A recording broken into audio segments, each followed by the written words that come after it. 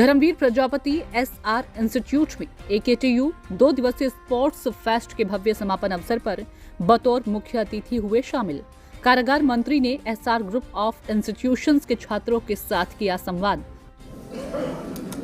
Doctor Abdul Kalam technical university के इस प्रांगण में मेरे साथ यहाँ director DP Singh ji, doctor Sarvesh Singh ji,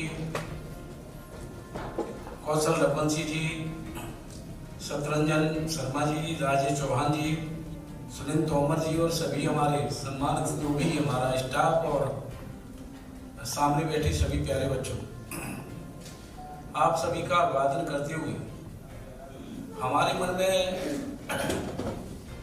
बच्चों के साथ बातचीत करना, संवाद ये क्यों आया, पहले मैं ये आपको जानकारी देना चाहता हूँ। क्योंकि पहले जब हम भाजपा में संगठन में काम करते थे, फिर उसके बाद सरकार जब बनी,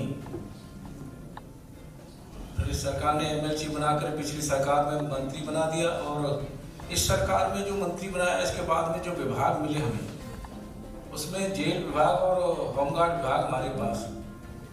और जब जेल विभाग जब हमें मिला, उसके बाद जब जेलों में जाना हुआ,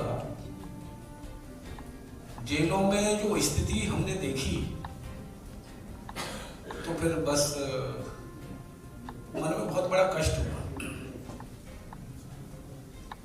और कष्ट ये हुआ कि युवा हमारा भविष्य है, युवा हमारे देश का भविष्य है, युवा हमारे प्रदेश का भविष्य है। और किसी भी कारण से युवा हमारे देश का, हमारे प्रदेश का भविष्य ना बन पाए, हर युवा अपने घर का भविष्य तो है ही।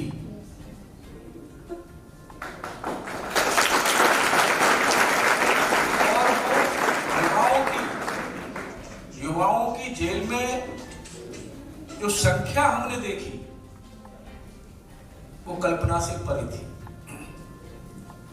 युवाओं की संख्या जेल में 40 साल से नीचे का युवा 80% है, आप कल्पना नहीं कर सकते।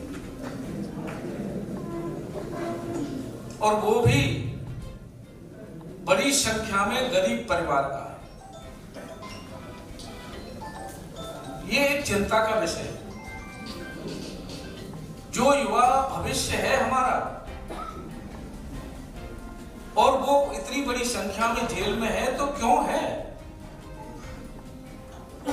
फिर हमने उन युवाओं के साथ संवाद शुरू किया और मैं बहुत सी जेलें, 8-10 जेलें मात्र बची होंगी, इस सब में अपन उन युवाओं के साथ संवाद कर चुका हूं। लेकिन मन में एक ये भी था कि जेल में एक बड़ा समूह हमें मिल गया है, जिसके साथ हम संवाद कर सकते हैं, उनको उनके परिवार की स्थिति से अवगत करा सकते हैं। लेकिन बाहर जो युवा है, वो ऐसी कोई गलती ना करे, उसके लिए हम क्या कर सकते हैं? फिर मन में आया कि कॉलेजों में बच्चों के साथ संवाद किया जाए। माता पिता एवं परिवार के द्वारा प्राप्त दिशा निर्देशों एवं सुझाव का पालन करते हुए अपना लक्ष्य करे निर्धारित, ऐसी कोई गलती ना करे जिससे कि परिवार संकट में आए। प्रकृति का संरक्षण एवं संवर्धन जरूरी। स्पीच के दौरान धर्मवीर प्रजापति ने कहा, एक तो विषय ये, दूसरा विषय ये, अभी हम सब ने पिछले कालखंड में कोरोना कालखंड देखा है, और सबने देखा ही नहीं है, कहीं न कहीं सब हम सबको टच होकर के गया है। हमारे रिश्तेदार हो, परिचित के हो, कहीं न कहीं से प्रभावित हुए, वो भी कालखंड हम सबने देखा है। ऐसा क्यों? आज की परिस्थितियां ये क्यों हो रही हैं? अभी कल परसों ही हमारे श्रमिक उत्तराखंड में फंसे थे टनल में, और यही नहीं फंसे, हर बरसात के मौसम में वहां घटनाएं होती हैं, आपदाएं आती हैं। हम देखते हैं सब, सोशल मीडिया पर देखते हैं, लेकिन हम लोगों को विचार नहीं करते हम इस पे कि ये हो क्यों रहा है।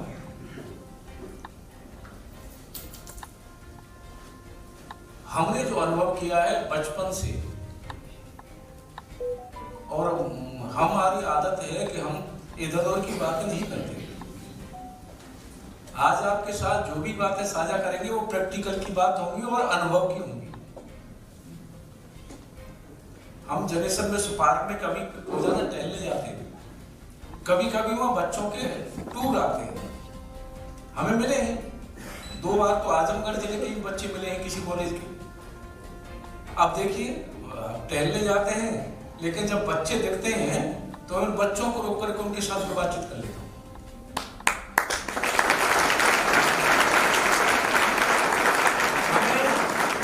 हमें इस बात का कष्ट है, आज हमारी युवा पीढ़ी जा कहां रही है। अगर हम देखें तो संस्कारों से बहुत दूर होता चला जा रहा है हमारा युवा। यह भी एक बहुत बड़ा चिंतन का विषय है। प्रकृति से हम इतने दूर होते चले जा रहे हैं कि प्रकृति को हम समझ ही नहीं रहे। ये बहुत बड़ी हमारे जीवन की गलती कर रहे हैं हम लोग। ये 2-3 विषय लेकर के हमारे दिमाग में आया कि हम बच्चों के साथ, जो हमारा भविष्य है, उनके साथ हम बातचीत करें। हो सकता है कि इसमें कुछ बदलाव आ जाए। मंत्री प्रजापति ने कहा कि माता पिता एवं परिवार के द्वारा प्राप्त दिशा निर्देशों एवं सुझाव का पालन करते हुए अपने लक्ष्य निर्धारित करें। लक्ष्य की प्राप्ति हेतु कड़ी मेहनत करें और सफलता प्राप्त कर माँ बाप के सपने को साकार करें। ऐसी कोई भी गलती ना करें जिससे कि आपके परिवार का और भविष्य पर किसी भी प्रकार का नकारात्मक प्रभाव ना पड़े। आपकी एक गलती पूरे परिवार को संकट में डाल देती है। परिवार आपकी एक गलती के कारण समाज में अलग थलग पड़ जाता है। बेटी की शादी से लेकर आर्थिक संकट तक का सामना पूरे परिवार को ही करना पड़ता है। ये बातें उत्तर प्रदेश के कारागार एवं होमगार्ड्स राज्य मंत्री धर्मवीर प्रजापति ने लखनऊ के BKT स्थित SR ग्रुप ऑफ इंस्टीट्यूशंस में बच्चों के साथ संवाद के दौरान कही। जैसा कि हमारे ऑनरेबल मिनिस्टर जी ने बताया, उन्होंने कई सारी बातें बताई हमें कि हमें किस तरीके से जल का संरक्षण करना है, किस तरीके से हमें प्रकृति का संरक्षण करना है, और उन्होंने बेटियों के आगे विकास के बारे में बातें की और बहुत ही अच्छा लेक्चर दिया उन्होंने। जैसे कि हम लोग यहाँ पे सब स्टूडेंट्स हैं, स्टूडेंट्स को किस तरीके से अच्छे मार्ग पर लेके जाया जाए और किस तरीके से उनको और प्रेरित किया जाए, हर तरीके का उन्होंने बातें हमें बताई, जो कि हमें बहुत अच्छा लगा और बहुत ही प्रेरणादायक उनका लेक्चर था। क्या मंत्री जी ने क्या बताया और क्या रहा आज का? माननीय ऑनरेबल मिनिस्टर जी ने बहुत अच्छा संदेश दिया। थोड़ा सा तेज बताएं। माननीय ऑनरेबल मिनिस्टर जी ने बहुत अच्छा संदेश दिया, हम लोगों को बहुत प्रेरणादायक संदेश दिया। इससे हम लोगों के अंदर जागरूकता आई है और हम लोगों को कैसे जल संरक्षण करना चाहिए और बेटियों के लिए बहुत अच्छा ही संदेश दिया है। आप क्या कहना चाहेंगे? अभी आज मंत्री जी का हमारे साथ उद्बोधन हुआ, उन्होंने हमें एक शिक्षा दी कि हमें प्रकृति को कैसे संरक्षण करना है। साथ ही साथ उन्होंने हमें बताया कि जल के साथ जल है हो गया और ये जो हमारी पृथ्वी है इनको कैसे बचाना है। साथ ही साथ हमें ये शिक्षा दी कि हम अपने जीवन में क्या कुछ करें कि हम जो है अपने जो हमारा जो लक्ष्य है उससे हम भटके ना, और अपने आप को एक अच्छे कर्म करते हुए अपने आप को हम अपने साथ साथ अपने परिवार का भी नाम रोशन करें और हम जो है कहीं ना कहीं एक अच्छे जगह पे जाएं जहां हम अपना खुद विकास करें ही साथ हमारे समाज का भी विकास हो। कारागार मंत्री ने बच्चों को पर्यावरण एवं जल संरक्षण के विषय पर जागरूक किया। उन्होंने कहा कि आज भूमिगत जल का दोहन अत्यधिक बढ़ जाने के कारण भूजल स्तर दिन प्रतिदिन नीचे गिरता जा रहा है। इसी प्रकार पेड़ पौधों की कमी के कारण पर्यावरण भी न केवल प्रदूषित हो रहा है बल्कि प्रकृति पर भी इसका प्रतिकूल प्रभाव पड़ रहा है। प्रकृति का संरक्षण एवं संवर्धन जरूरी है। ये बातें आप सभी इसलिए करना जरूरी है क्योंकि आने वाला कल आपका ही है, आप देश के भविष्य हो। जी ने क्या बताया और क्या भविष्य पे बच्चों के प्रभाव पड़ा? सबसे बड़ा प्रभाव तो हमारे जीवन में ये पड़ा कि कोई भी व्यक्ति हो उसे जेल जाने में जो उसके परिवार को कठिनाइयाँ उठानी पड़ती हैं, इससे हमें बहुत बड़ी प्रेरणा मिली कि उसके फैमिली पे क्या असर पड़ता है, उसके एक व्यक्ति की वजह से उसके पूरे परिवार पे क्या असर पड़ रहा है। और दूसरा जल जो होता है हमारे लिए कितना इम्पोर्टेंट होता है जल।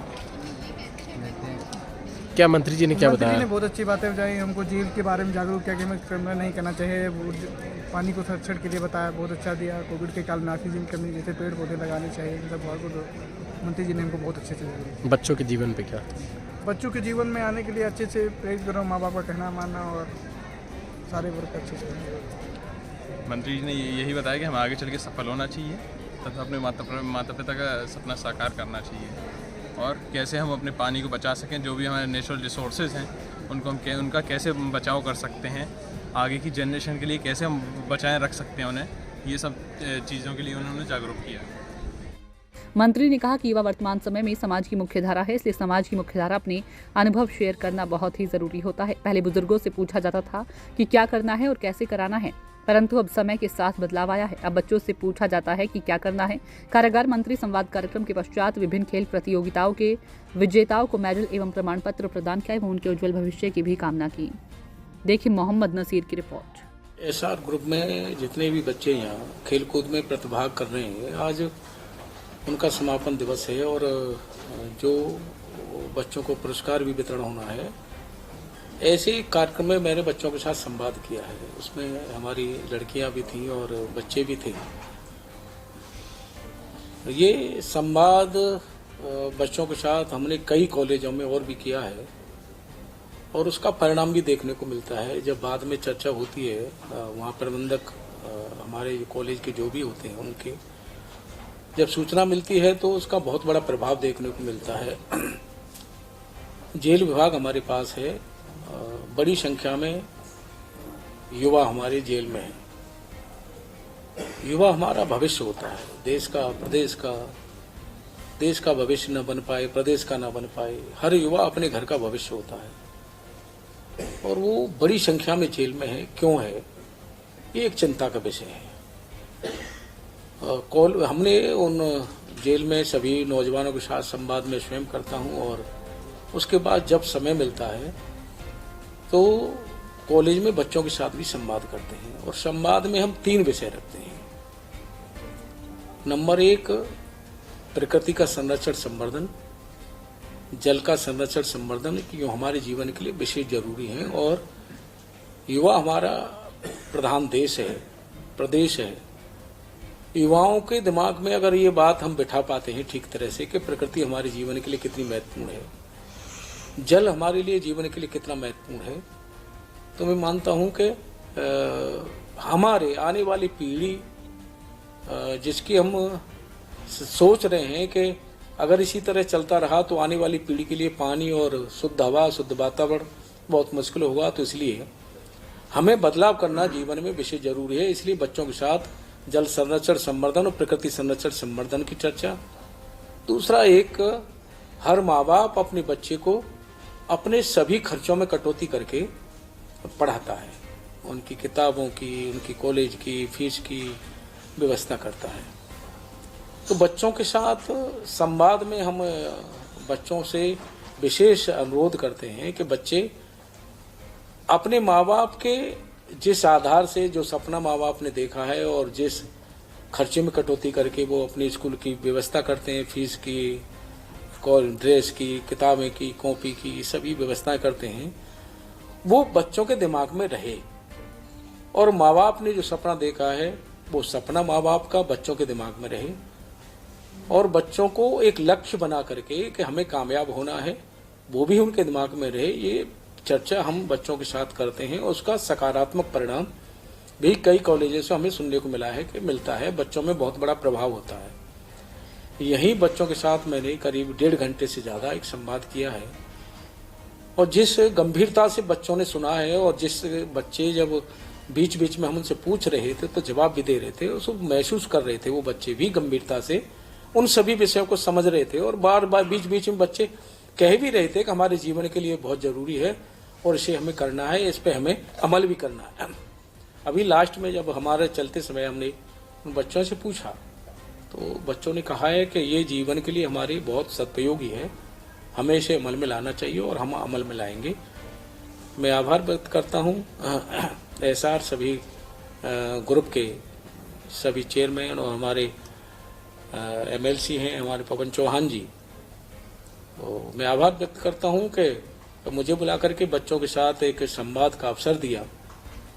मैं भी अपने जीवन को सार्थक मानता हूं कि अपने मनुष्य के जीवन में अगर हम अपनी प्रेरणा से और अपने अनुभव से बच्चों में कुछ बदलाव कर पाए तो ये हमारा एक कर्तव्य का हम निर्वहन कर रहे हैं, ऐसा मैं मानता हूं। और आपने भी उसको सुना है, समझा है, तो मैं मानता हूं कि हम सब लोग एक सार्थक पहल की ओर आगे बढ़े हैं। आप सभी का धन्यवाद करते हुए और यहाँ के सभी ग्रुप का भी धन्यवाद करता हूँ कि उन्होंने मुझे बुलाया और बच्चों के साथ संवाद करने का एक अवसर दिया। धन्यवाद। नमस्कार, मैं Pawan Singh Chauhan, chairman SR group. मैं सभी प्रदेश के देशवासियों को पहले धन्यवाद देता हूँ कि आज इतना बड़ा कार्यक्रम जो हमारी टेक्निकल इंस्टीट्यूट है AKTU जो करा रही है स्टेट लेवल का, उसमें बहुत सारे बच्चे, हज़ारों तादाद में बच्चे आए हुए हैं। 50% बॉयज़ है, 50% गर्ल्स हैं, जिसमें 516 बच्चे गर्ल्स हैं, 516 बच्चे बॉयज़ हैं। और ये फाइनल हमारे यहाँ हो रहा है स्टेट लेवल का, जिसमें आज जो बच्चे सिलेक्ट होंगे वो ये स्टेट में नंबर 1 निकलेंगे। लगभग बैडमिंटन छोड़ करके बाकी सारे गेम हो रहे हैं यहाँ पर, चाहे कबड्डी को लेकर हो, चाहे वॉलीबॉल हो, चाहे एथलीट्स को सारे गेम हमारे हो रहे हैं। और इस तरह सारे गेम में बच्चों को प्रोत्साहन देने के लिए हमारी सरकार लगातार प्रतिबद्ध है। और मुझको उम्मीद है कि इस तरह की जो खेल भावनाएं, बच्चे इंजीनियरिंग हैं, मैनेजमेंट के बच्चे हैं, फार्मेसी के बच्चे हैं, तो ये तीनों बच्चे मिल करके एक बड़ा काम कर रहे हैं और बड़ा उत्साह रहता है पूरे प्रदेश भर में। सारे बच्चों में लगभग 70 इंजीनियरिंग कॉलेज, फार्मेसी, मैनेजमेंट के बच्चे आए हुए हैं और वो 3 दिन से पूरा लगातार एक गेम हो रहा है और उसको पूरा एंजॉय कर रहे हैं और बड़े निष्पक्ष भाव से स्वीकार करते हैं, एम्पायर का, कोच का कहना मानते हैं और बड़ा डिसिप्लिन दिखाई पड़ता है। मैं अब बदलती हुई व्यवस्था को, बदलते हुए संस्कार को साधुवाद देता हूँ सरकार को कि बच्चों के अंदर बड़ी एक सजगता आ गई है और बच्चे जागरूक होते संस्कार से अपने जो भी डिसीजन लेते हैं उसको स्वीकार करते हैं। ये हमारी जो परंपरा, खेल भावना जो आई है, इसके लिए साधुवाद देता हूँ। माननीय मंत्री जी आज आए हुए हैं, अभी बच्चों को जो इन्होंने उद्बोधन दिया है, बहुत ही बच्चे प्रभावित हैं। मुझको लगता है कि 100 घंटा का आपका इंस्ट्रक्शन रहा बच्चों के बीच में और बच्चे बहुत सारे क्वेश्चन आंसर भी किए हैं। माननीय मंत्री जी ने बड़े सहजता, सरलता से हम रोजगार परक कैसे बने, हम अच्छे संस्कार वाले कैसे बने, हमें संस्कृति कैसे मजबूत हो, उस पर लगातार माननीय मंत्री जी ने काम किया। तो माननीय मंत्री जी को साधुवाद धन्यवाद देता हूँ और अपने प्रेस और प्रिंट मीडिया को साधुवाद देता हूँ कि आप लोग भी लगातार अपने जो अच्छा काम हो रहे हैं, अच्छे क्षेत्र में काम हो रहे हैं, उस पर भी आप लोग लगातार सपोर्ट करते हैं, काम करते हैं। इसलिए सारे प्रिंट मीडिया और हमारे इलेक्ट्रॉनिक मीडिया को धन्यवाद देता हूँ। बहुत धन्यवाद, सभी को धन्यवाद।